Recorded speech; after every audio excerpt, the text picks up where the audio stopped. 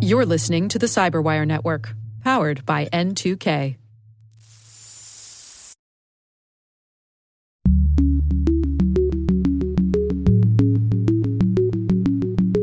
Attackers are going after the data. The data is worth money. So to that degree, there's a large extent of what can insurance do to be able to help offset some of the damage and the cost.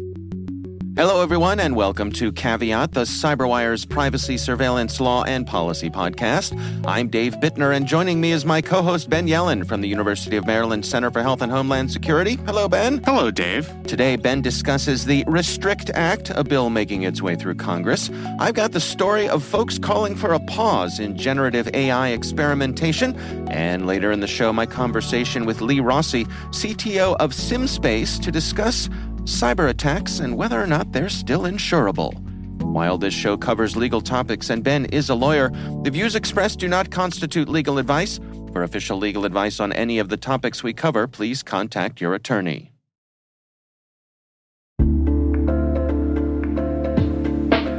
And now, a word from our sponsor, SpyCloud, the cybercrime analytics leader. SpyCloud disrupts cybercrime by telling you what criminals know about your business and your customers, so you can take action to prevent ransomware, session hijacking, account takeover, and online fraud. SpyCloud constantly recaptures and analyzes new data from the criminal underground, including credentials, session cookies, and PII siphoned from malware-infected devices.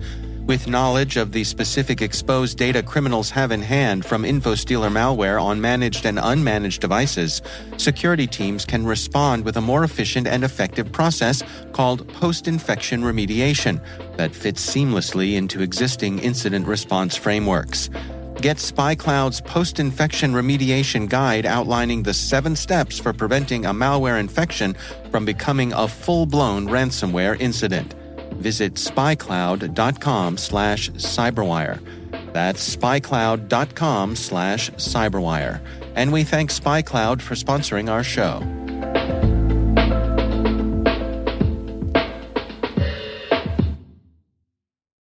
All right, Ben, we've got some good stories to cover this week. Why don't you start things off for us here? So I would like to talk about this bill making its way through Congress, the so-called Restrict Act. And you know, if it's Congress, it means we got a great acronym, and this is no exception. The Restricting the Emergence of Security Threats That Risk Information and Communications Technology Act. Wow. I'm going to give it a B+. Okay, those interns are hard at work coming up with these things, right? Yeah, I've definitely seen better, but I've definitely seen worse. Okay. This bill was proposed at the beginning of March by Senator Mark Warner, a Democrat from Virginia, and Senator John Thune, a Republican from South Dakota. And I think in the public's mind, this was a bill to institute a ban on TikTok. Right. That's what most people associate it with.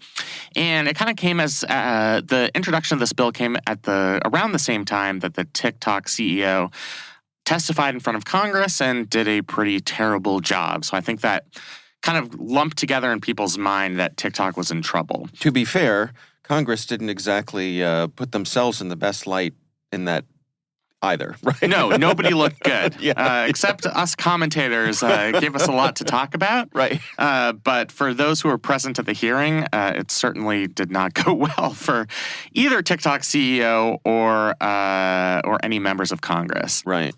So this Restrict Act does more than simply ban TikTok. In fact, it doesn't explicitly ban TikTok at all. The word TikTok or its parent company ByteDance or even social media itself, those are not mentioned in the legislation. Instead, the bill gives the power to the Secretary of Commerce to, quote, review and prohibit certain transactions between persons in the United States and foreign adversaries regarding information and communications technology. So the way the bill works is that the Secretary of Commerce would have authorization to identify, deter, disrupt, prevent, prohibit, investigate, or otherwise mitigate, including by negotiating, entering into, or imposing, I'm going to run out of breath, or enforcing any mitigation measures to address any risk arising from any covered transaction by any person or with respect to any property subject to the jurisdiction of the United States. If this threat comes from either one of the identified foreign adversaries or if the secretary, through a special committee, identifies a new foreign adversary, then they could take similar action. So the purpose of this bill is to empower the secretary to restrict applications like TikTok that are allegedly controlled by foreign powers. So ByteDance is controlled by the Chinese government. This is the nature of Congress's concern, and I think that's the impetus behind this piece of legislation. Yeah. When this was first introduced, I think there was pretty bipartisan support for the idea of banning TikTok, even though to many of us who are not involved in politics, it seems like a pretty radical thing to do, especially with 200 some odd million users.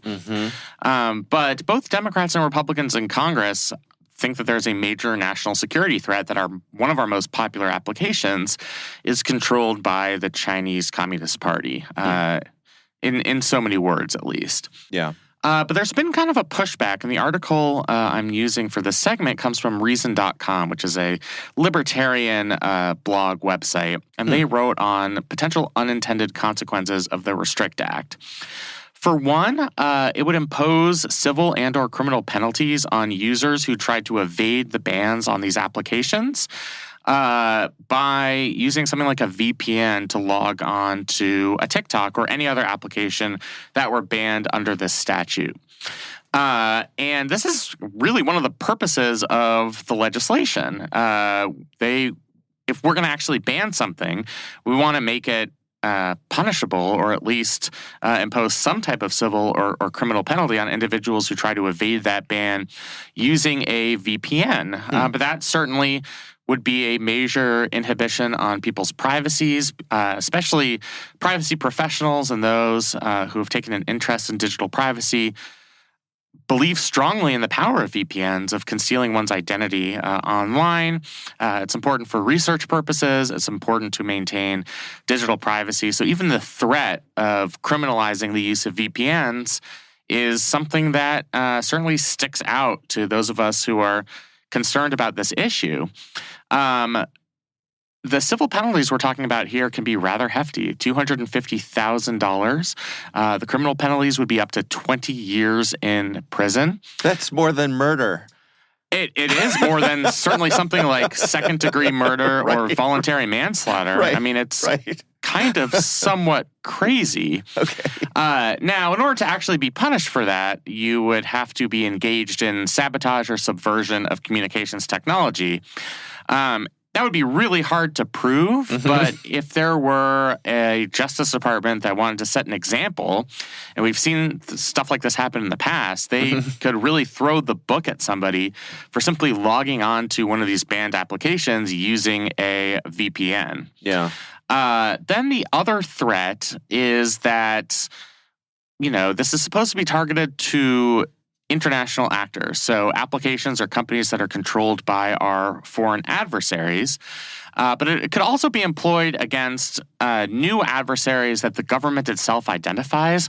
So we're giving the power to the Secretary of Commerce and a special government board to determine who those foreign adversaries are. And there are no clear criteria in establishing what counts as a foreign adversary for the purpose of this bill. So there's concern, and this is expressed in this Reason article, that the bill could be used to block or disrupt something like cryptocurrency transactions or Americans' access to open source tools or protocols. And that's something that would fully be within the purview of the executive branch once it's granted authority under this bill.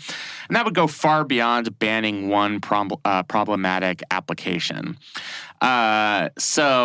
If the Director of National Intelligence and the Secretary of Commerce decided they wanted to punish even a Western democracy just because they didn't think they were cracking down on cryptocurrency, even if it was the European Union, at least theoretically, that's something that could be done as part of this legislation. So we're leaving a lot of discretion in the hands of the federal government and the Secretary of Commerce, I think more so than people are comfortable with. And that's something that could be ripe for abuse under the right circumstances. You could certainly think of an example where this power could be used to crush political dissent in one way or another. You could have a flimsy justification that it's connected to a foreign adversary, and it could be used against domestic applications. One example I think might set off alarm bells, certainly in a place like Fox News, and it has set off alarm bells at a place like Fox News, is what if the Biden administration decided that Truth Social was closely connected with the Russian government and that it should be banned in the United States because they, in their view, Donald Trump, the CEO or whatever he is of Truth Social, is beholden to the Russian government. That would be major suppression on a pretty commonly used social network and would be silencing people based on their political views. So it's certainly a threat, and I think it's going to be problematic for the prospects of this piece of legislation. What about just the basic First Amendment issues here? The government is limiting how you can communicate. I've seen people raise that argument. Does that hold water in your estimation? Yeah, we take the First Amendment very seriously in this country. The language of the First Amendment says Congress shall make no law abridging freedom of speech. In terms of whether this would pass legal muster under the First Amendment, it's uncertain because we've never had a case like this. We've never had an example of the government shutting down such a popular global social network that it has such a major inhibition on people's free speech rights. The government has been granted authority, similar authority in the past to take action against companies through the FTC, the FCC that have a nexus with international powers, but never on this scale. So I don't know whether courts would see this as a major inhibition on the First Amendment. My thinking is that it is because it has become such a public square, and an outright ban from the government on this very popular form of communication would seem to me to be a major inhibition on speech. Now, courts might see this as a content-neutral prohibition.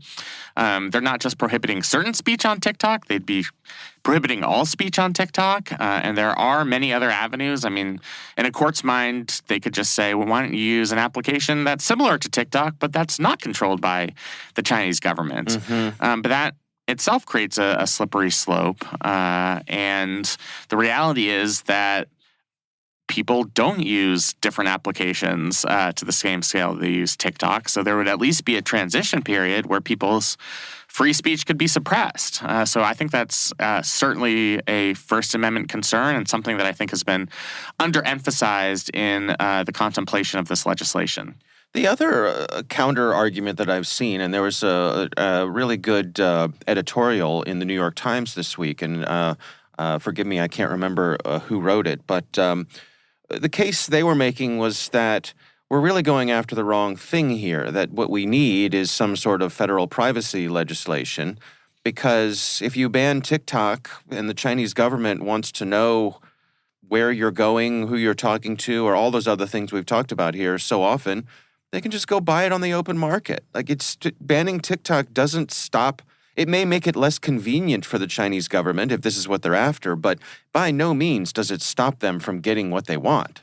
No, it's like trying to, stop somebody who's hemorrhaging blood by just putting a tiny little Band-Aid on their finger. It's addressing it's sort of the lowest hanging fruit that Congress could address because this is it's in their view, it's egregious that they have such a close nexus to the Chinese government. But really, this is an issue, as we've said, probably in 20 prior episodes of just not having a federal data privacy law that would cover not just TikTok, but all applications that are playing fast and loose with our personal data. It would be better to have a comprehensive law that covers all threats, both foreign and domestic, to the integrity of our data, that would give users rights over the data that they provide to these companies. That would put restrictions on sales to third parties, but that's not what's happening here. I think this is just an easier target for Congress to go after. They're taking advantage of it without doing the hard work of coming to some sort of compromise agreement that's eluded them over the past several years for comprehensive federal data privacy legislation. So, I almost think that this is a cop-out with just kind of taking the easy way out and avoiding the hard work that they really tried to do in the last session of Congress, but couldn't get across the finish line. So I certainly am sympathetic to that perspective, even though you can recognize that TikTok does bring with it unprecedented levels of risk, considering how many users it has and how closely it is monitored by the Chinese government. But again, these are all problems that would be better addressed with a comprehensive federal data privacy law and not something like the Restrict Act, which is trusting the federal government and our agencies to police applications that it finds objectionable or that it finds are controlled by foreign adversaries. What do you suppose the odds are of this making it through? How are things looking right now? So I would have said several weeks ago that we were looking at like a 60-70% chance of this passing. They were talking about in the Senate Commerce Committee going through markup. Given that there's been this backlash, particularly a backlash on the political right, I'm more like a 30 now, thinking that, when there is a monkey wrench thrown into legislation in the form of organized opposition, Congress is really good at not doing things. I was just going to say, inertia is their favorite thing to do is nothing. Right. Inertia kicks in. They asked the chairwoman of the Senate Commerce Committee, Maria Cantwell of Washington, if she was going to proceed with a markup on this bill, and she was pretty lukewarm on it. She was like, I'm still considering it. We're going to read through it. Let's take a step back and try and get this right.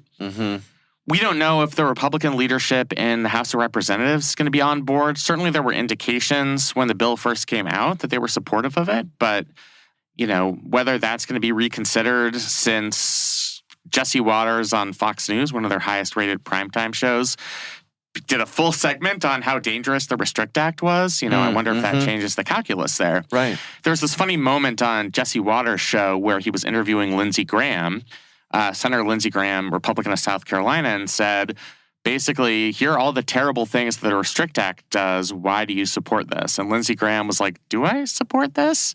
And really? Jesse Waters was like, well, your name's on it. You're a co-sponsor. And Lindsey Graham was like, I'm going to have to look into that for you. It's just one of those hilarious members of Congress are controlled by their staff things. Right. Apparently, he is still a co-sponsor. Okay. But I think the indication there is Congress has a lot of issues they need to work through. And now that there is organized opposition, I think something like this faces a much tougher road than it would have seemed a couple of weeks ago. Yeah. So frustrating. So frustrating. I know. All right. Well, we will have a link to that story in the show notes, of course. All right. So my story this week comes from the folks over at SC Media. This is an article by Sebastian Guttal, and it's titled, Why We Must Hit Pause on Generative AI Experiments. This notion has been making the rounds. So we saw a letter from, I want to say, a bunch of well-known tech leaders. I want to say, like, Steve Wozniak was on the list of folks who Didn't Elon Musk sign on to it? Could have been. Yeah. Could have been. Yeah. So, maybe not fair to say the usual suspects in this case, but folks who are of note, who have some experience and noteworthiness when it comes to tech things, have gotten on board with this idea of putting a pause. In this case, they're talking about a nonprofit called the Future of Life Institute. They published an open letter calling for a 6-month pause to study the effects of generative AI and how we can innovate more responsibly. The idea here is that things like ChatGPT, things like DALL-E, which is an image generator, these have kind of been released onto the public, and the public, of course, has been captivated by them. I know I have. And we're playing with them, and we're finding all of these things that these things can do. GPT-4, for example, I think it's sort of like the 90th percentile of the bar exams, something like that. I mean, beat me probably. Yeah, right. I'll never know my actual score, but certainly I would guess ChatGPT 4.0 exceeded my capabilities. Right. So the notion here is to stop development on these while we figure out how we want them to fit into our lives and do so in a responsible manner. I guess there's a part of me that understands the impulse here, but I'm really having a hard time seeing how this could possibly happen on a practical level, given our global marketplace.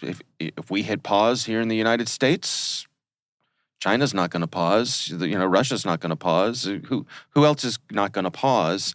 What do you make of this, Ben? Do you agree with me that the impulse is coming from the right place, but it might be hard to implement? Yes, I do. I think we have yet to fully understand the consequences of generative AI. It is so new. I mean, they talk about in this article how it's affecting professions ranging from art, teaching, journalism, the legal profession, real estate, software development, and whether this has the potential to actually displace workers or create additional negative societal impacts beyond just losing jobs, things like copyright violations, appropriating people's creative work through generative AI. These are things that we haven't thought of because we've had this sort of dynamic process of developing the technology.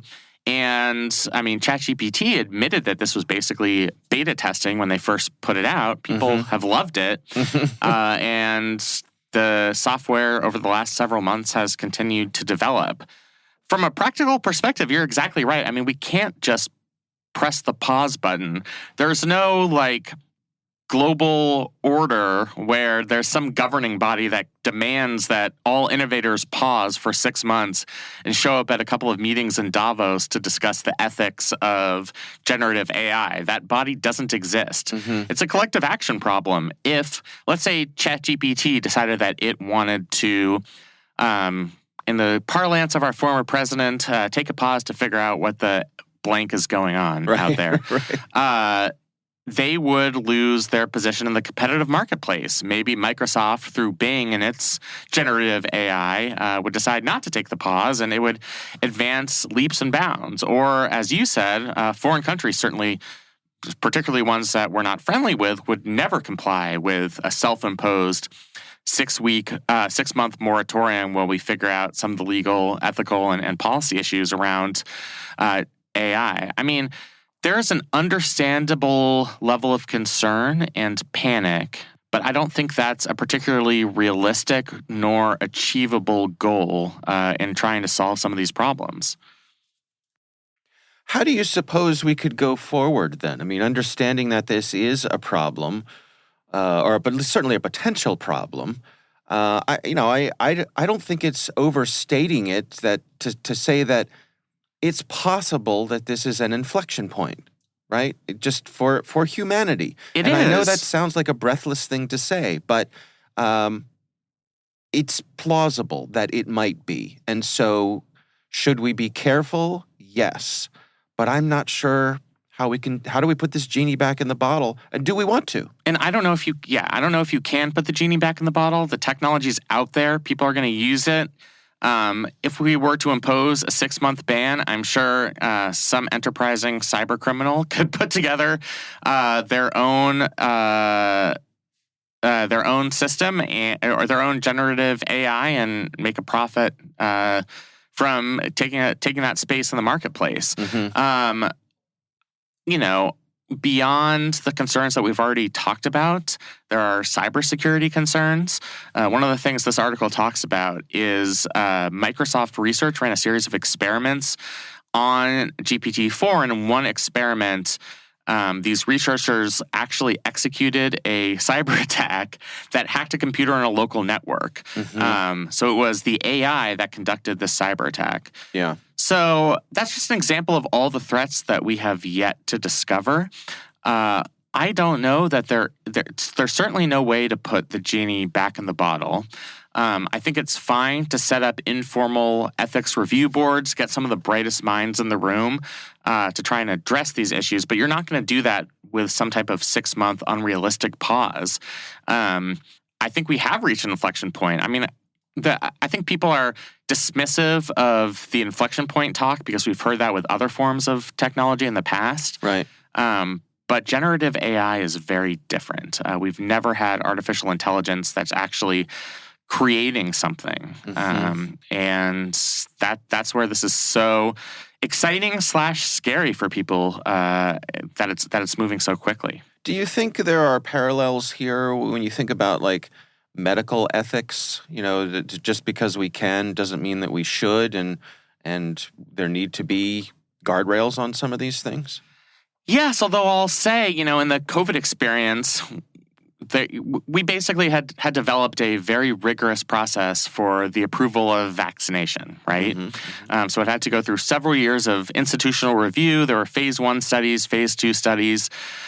When there was a demand during the COVID period for a type of Operation Warp Speed where we could skip over a bunch of those steps and get an awesome 90% effective vaccine onto the market, people were fine moving at this lightning pace. I'm wondering if, because the tools are out there and they're so useful, I mean, certainly the marketplace would support their use. We know that ChatGPT is very popular. It's performing a lot of functions that people find valuable. Maybe that will supersede the need to go through some of these institutional steps to protect the integrity of generative AI. I guess that's just kind of a warning sign that all of the people standing atop the mountain yelling stop, those people aren't always on the winning side when it comes to these things. Yeah. We have, even though you're right that in the past we've done medical experimentation where we should have considered the ethical and moral implications of that type of research, it has happened because there's been a demand for it. And that doesn't make it right or wrong. It's just kind of the reality. And we're dealing in unlike the medical field, in relatively unregulated space. I mean, there's no governing board controlling AI. We have federal agencies that might dip their toes into it, but it's not like we have institutional players that we do in the medical field like CMS. I mean, this is comparatively the wild, wild west here. Yeah. So I just don't know that we have the capability to just stand in front of this train and say stop. Reminds me of the interview I had with Richard Clark about his book about Cassandras. The people who sounded the alarm, had the warnings, and everyone poo-pooed them, and they turned out to be right. Yeah, usually the people who are poo-pooed in the beginning, like Richard Clark, who was poo-pooed through several presidential administrations, right? Very frequently they end up being vindicated. So I'm not saying that the people who signed this letter, and again, these are very prominent people, they're not wrong. I mean, we are in uncharted territory. This does present a great level of risk that we just don't understand. I just don't think their prescription here is viable nor necessarily something that we want. I think we can have a separate conversation among some of the big players in the field about ethics and the implications of what we're doing, but I don't think you can just throw a wrench into the creative process here. All right. Well, we will have a link to that story in the show notes. We would love to hear from you. If there's something you'd like us to discuss here on the show, you can email us. It's caveat@thecyberwire.com.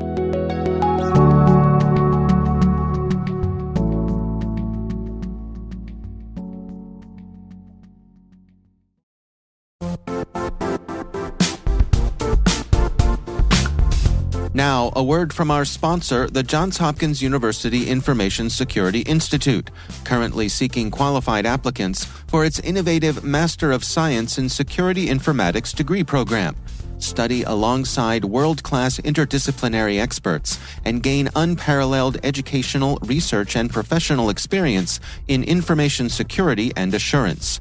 Interested U.S. citizens should consider the National Science Foundation's CyberCore Scholarship for Service program, which covers tuition and a $6,000 annual professional development allowance, as well as providing a $37,000 additional annual stipend.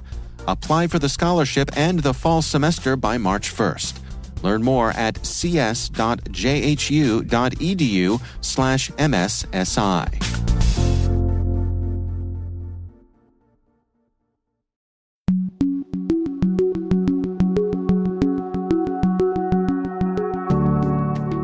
Ben, I recently had the pleasure of speaking with Lee Rossey. He is the CTO of an organization called SimSpace, and our conversation centers on insurance and whether cyber attacks are insurable. Here's my conversation with Lee Rossey.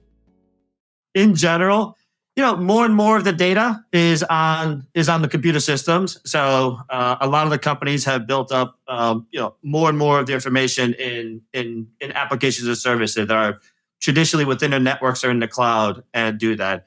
And historically, the data was, not that well defended. People have been getting better at actually defending and building it all up.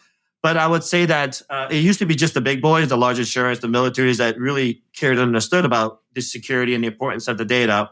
But now every business and every company has data in their computer systems that they need to protect and maintain and run. So there's not a single company, there's not very many companies now that are not dependent on a large part on IT systems, whether it's on-prem and in the cloud, to be able to run and maintain their businesses. So with that, as the attackers look for where the money and where the data is, they go after, as usual, the weakest targets. And historically, the weakest targets were the financials. That's where the money was. They shored up their defenses. Now they're going after, I would say, the ones who are not as strong and continue to go after that.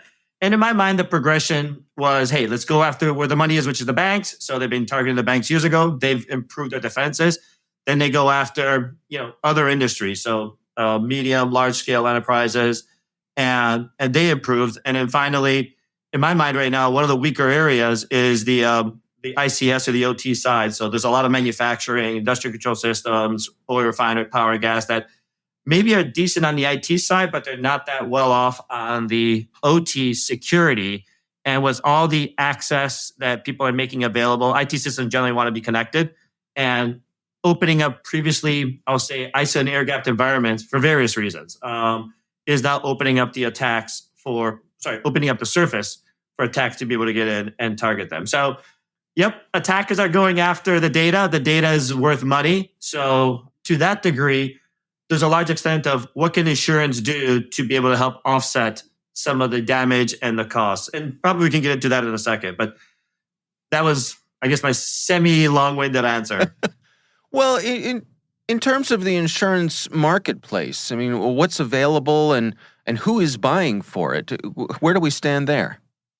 Yeah, I mean, there's a lot of cyber insurance out there. I will say that in general, most people are getting to some degree cyber insurance, but the requirements to be able to get it are actually going up, and justly so.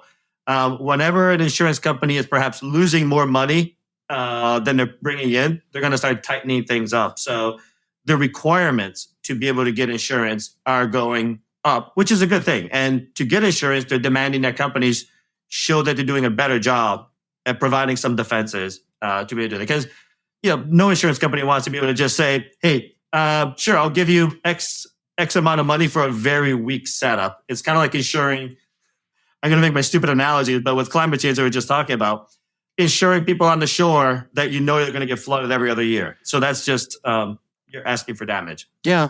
I mean, it's interesting. Regular listeners of this show will know that I've often wondered if cyber insurance is going the way of flood insurance, in that it's, the federal government are the only ones who are out there backing up flood insurance because it's not reasonable for the private sector to absorb those costs. The costs are so astronomical when they happen. It's not a bet private industry is willing to make. I think there's, again, I have no issue, experts in insurance, but my feeling is it's probably halfway. It's probably going to end up to some degree there. Having said that, and my general view is there's two types of cyber attacks. There's the high probability ones that have low impact, and I'm going to put that in the case of ransomware and things like that, the attacks are going to hit you. You're going to get it at some point, and you're going to pay out some money to do that.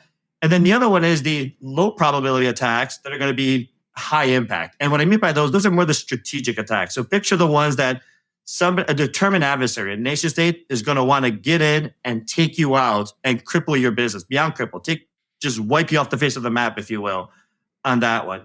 And what I mean by those are hitting a power company in a really bad time to really disrupt, what's going on. So let's just say if you're at war, hitting the city of Boston during a snowstorm and taking out the power company, they're not doing that for ransom. They're doing that to inflict pain on the city and the population.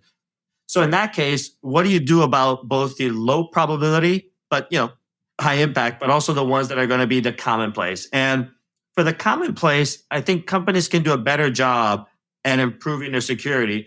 But there should be no expectation that a company can defend against the sophisticated nation state that is willing to, I'll say, take them out. And we can talk in a second. I think there are ways that companies can really improve their security without necessarily changing their budget that will give the confidence to insurance companies that, hey, this is now a worthwhile investment, if you will, to insure this organization. And I can expand on that if you'd like. Yeah, I'm curious, do we have a sense for how many organizations are taking advantage of cyber insurance? Have we reached the point where it's a majority? I think it is. I just reading up a little bit on the area, I think most people have cyber insurance. The requirements to get it are higher. There's more exclusions, but I think most of them have insurance at this point. The question is it enough to cover? And what are they really paying out? Yeah. Is this, you sort of mentioned that this may be a good carrot for the organizations. The insurance companies saying, hey, if you want to be insured, you have to put these things in place. That seems to me like a good way to lead people along here.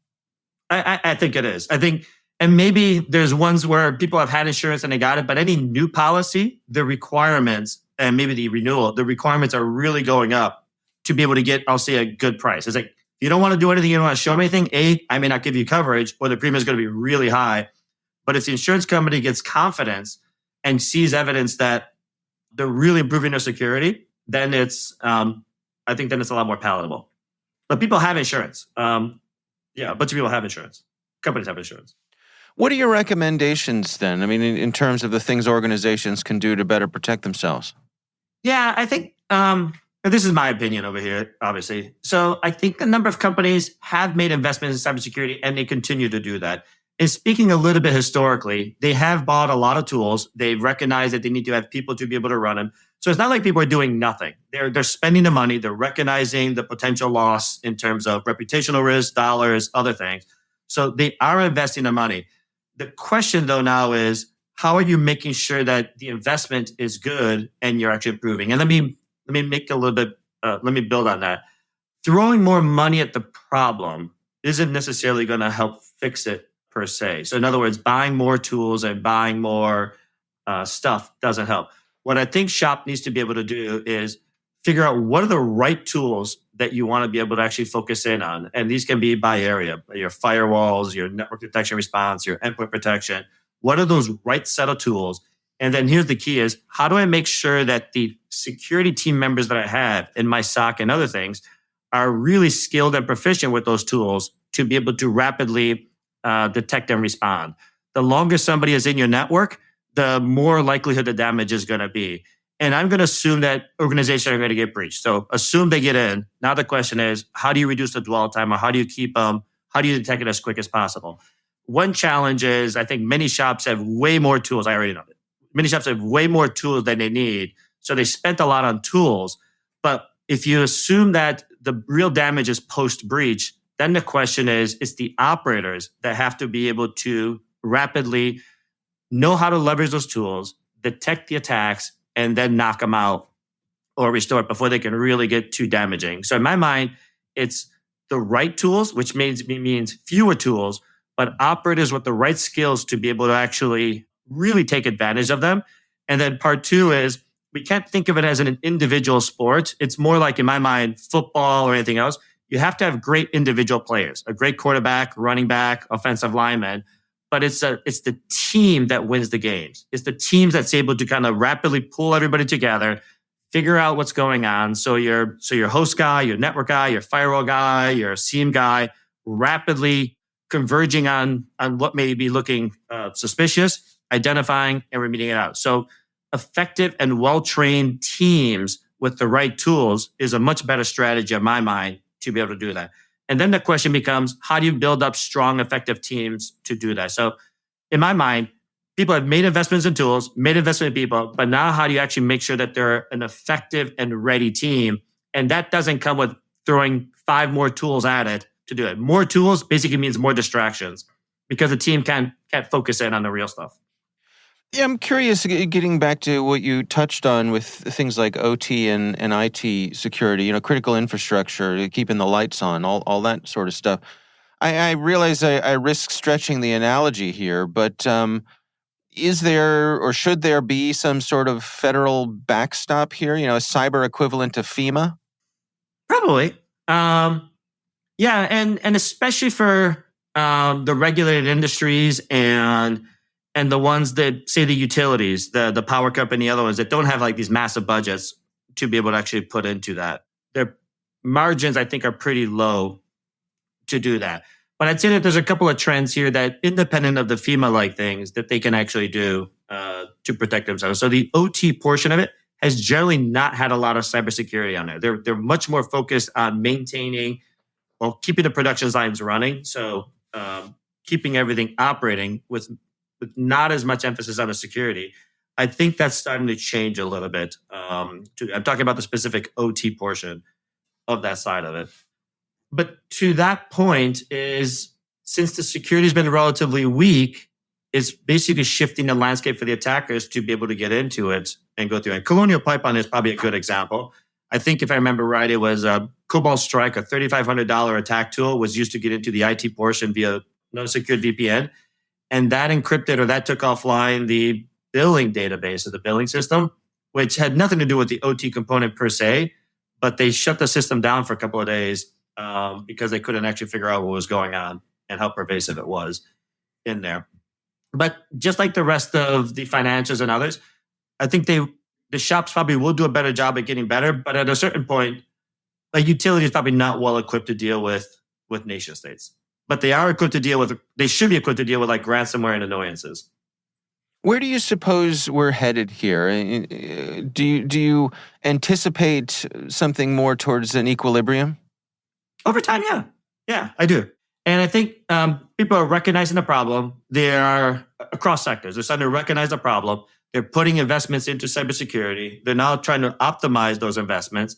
The attackers are going to continue to be there. Wherever the money is, that's where they're going to be going after, or the strategic target.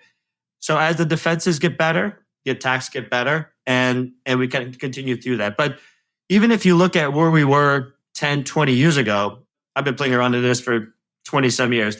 There really wasn't much security 20 years ago across these networks and these enterprises. And the intelligence, the DoD, others had a field day with trying to get in.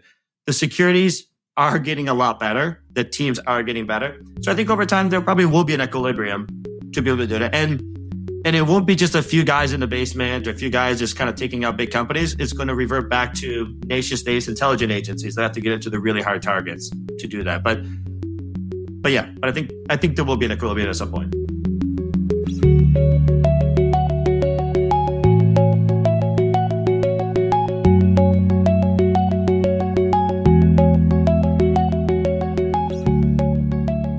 Ben, what do you think?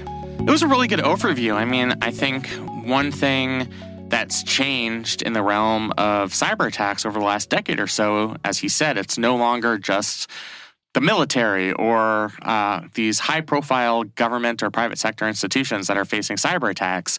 Many small and medium-sized businesses have valuable data, and they are now at risk as well. I like how we talked about he used a football metaphor, which is always going to work with me. But just having like a teamwork approach where it's not isolated individuals trying to solve the problem. It's a group of people both prior to a potential incident and after an incident who will make things right. So I thought it was a really interesting interview. Yeah. Our thanks again to Lee Rossey for joining us. We do appreciate him taking the time.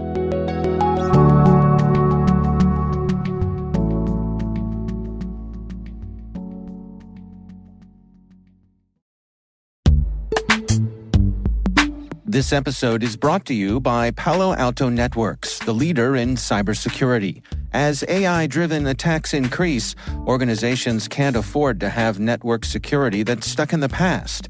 Discover how Palo Alto Networks can help you predict what's coming and proactively secure against it with a zero-trust, AI-powered network security platform built to secure whatever, whenever, wherever. To learn more, visit paloaltonetworks.com/network security platform.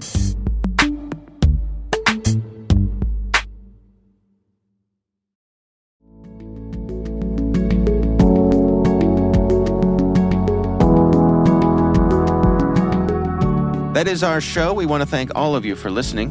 The Caveat podcast is proudly produced in Maryland at the startup studios of Data Tribe, where they're co-building the next generation of cybersecurity teams and technologies. Our senior producer is Jennifer Iben. Our executive editor is Peter Kilpie. I'm Dave Bittner. And I'm Ben Yellen. Thanks for listening.